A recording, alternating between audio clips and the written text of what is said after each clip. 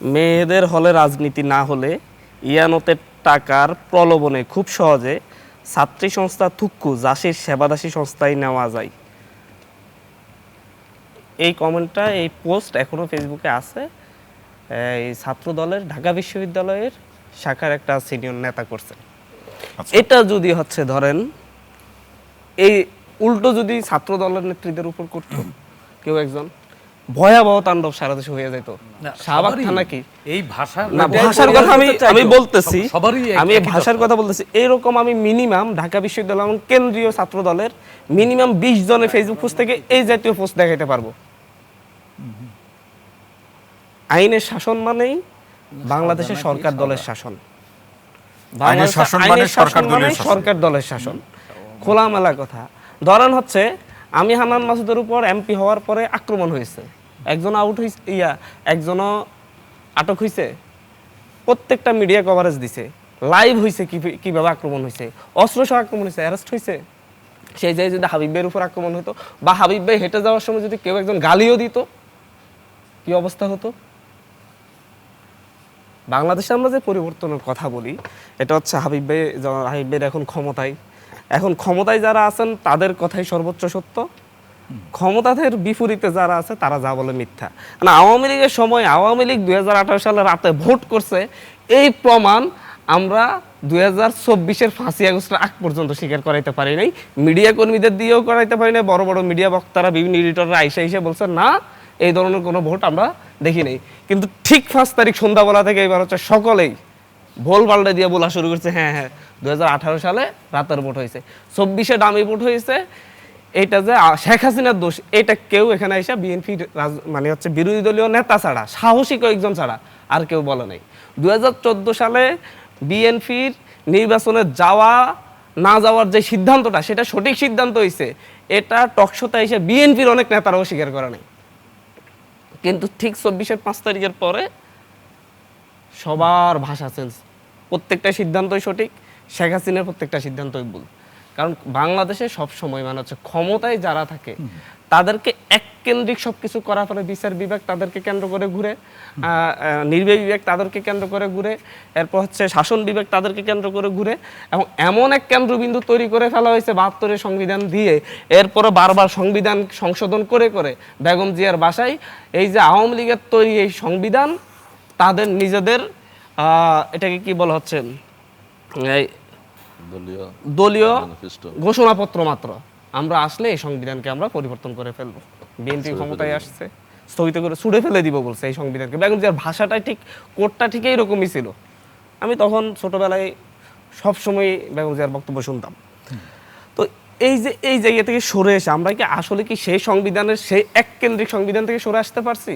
কারণ 1 মাস 1.5 মাস গেছে, সরকারের কি সেই সংবিধান থেকে সরে আসতে চাচ্ছে, মৌলিক কিছু পরিবর্তন করতে চাচ্ছে? সরকার তো সেটা চাচ্ছে না। সরকার ডিরেক্টলি চাচ্ছে একটা সংবিধান সংশোধন চাচ্ছে। সংবিধান সংশোধন করে মৌলিক কিছু, সংবিধানের মৌলিক কোনো অংশই পরিবর্তন করা সম্ভব না। হাইকোর্টে গেলেই এটা বাতিল হয়ে যাবে এই সংবিধান সংশোধন, যদি হচ্ছে মৌলিক স্ট্রাকচারাল কোনো কিছু চেঞ্জ করতে হয়। কিন্তু স্ট্রাকচারাল পরিবর্তন ছাড়া, মৌলিক পরিবর্তন ছাড়া আপনার কি হচ্ছে আইনের শাসন আনা সম্ভব হবে?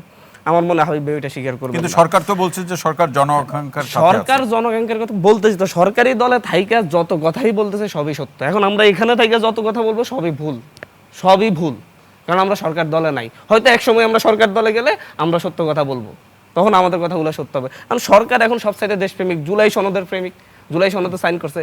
জুলাই সনদ নিয়ে যে ঐক্যমত হয়েছে, জুলাই সনদ যেদিন সাইন হয় সেদিন সকালবেলা গিয়ে আমাদের সালাউদ্দিন ভাই গিয়ে সেখানে গিয়ে সাইন, প্রত্যেকটা জায়গায় নোট অফ ডিসেন্ট দিয়ে আসছে যে সরকার যেই দল নির্বাচিত হবে সেই দলের ঘোষণাপত্রে যেটা এটাকে কি বলে, নির্বাচন ইশতেহারে যা থাকবে সেই অনুযায়ী তার অ্যাকশন নিতে হবে। তাহলে তো বিএনপির ইশতেহার, জামাতের ইশতেহারই জুলাই সনদ। জামাত তাহলে হচ্ছে, জামাত যদি ক্ষমতায় যাইতো সে যেভাবে চাইতো সেভাবে হবে। বিএনপির ইশতেহারি তাহলে জুলাই সনদ, বিএনপি যেটা চাইতো। আমার কথাটা একটু শেষ করি। এই জায়গায় ছোট প্রশ্ন, হাবিব ভাই বললেন যে যেদিন জুলাই সনদ স্বাক্ষর হলো আপনারা ওই দিন স্বাক্ষর করলেন না, আপনারা কক্সবাজার বেড়াতে গেলেন। হাবিব ভাই প্রত্যেকটা ধাপ শেষ করি। এই যে প্রত্যেকটা মৌলিক পরিবর্তনের যে ধারাগুলো আছে প্রত্যেকটার জায়গায় আপনি এই নোট অফ ডিসেন্ট দিয়ে চলে আসছেন।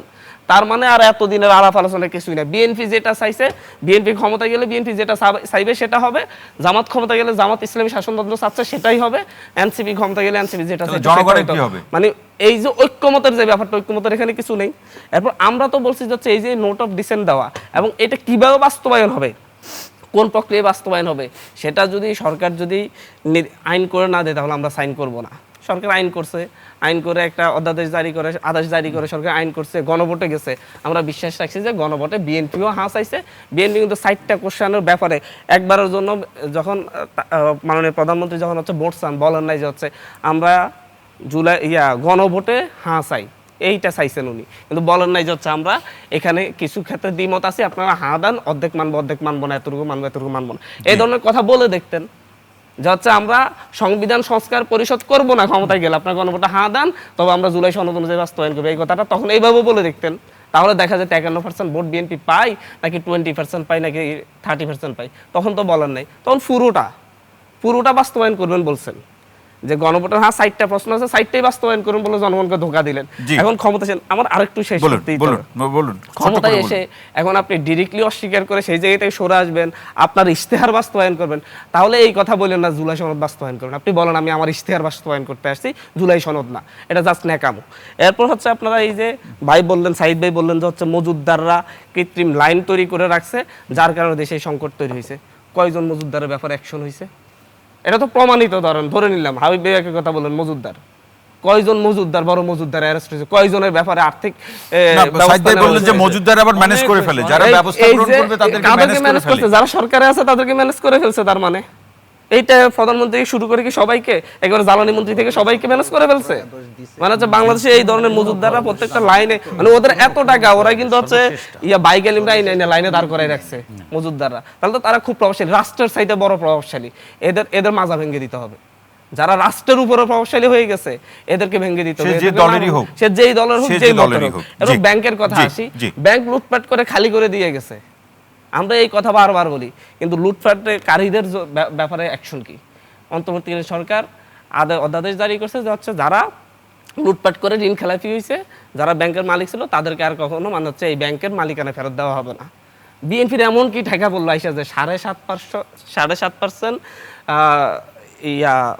খেলাপি ঋণের 7.5% যদি ফেরত দেয়, তাহলে হচ্ছে তাদেরকে মালিকানা দেওয়া যাবে। দেন নাই, আমি জানি এসালামকে দেন নাই, যে 5টা ব্যাংক যাদেরকে একীভূত করতেছেন তাদের মালিকানা আপনি এসালামকে ফেরত দেন নাই। কিন্তু আইনটা কেন করলেন যে যারা ব্যাংক লুটপাট করছে তারা 7.5% ফেরত দিলে তারা হচ্ছে ব্যাংকের মালিক হইতে পারে? এই সুযোগটা কেন রাখছেন? লুটপাটকারীদের সরকার হওয়ার জন্য, আবার লুটপাটের সুযোগ করে দেওয়ার জন্য? তাহলে বাকি 92.5% অর্থ কোথায় গেছে?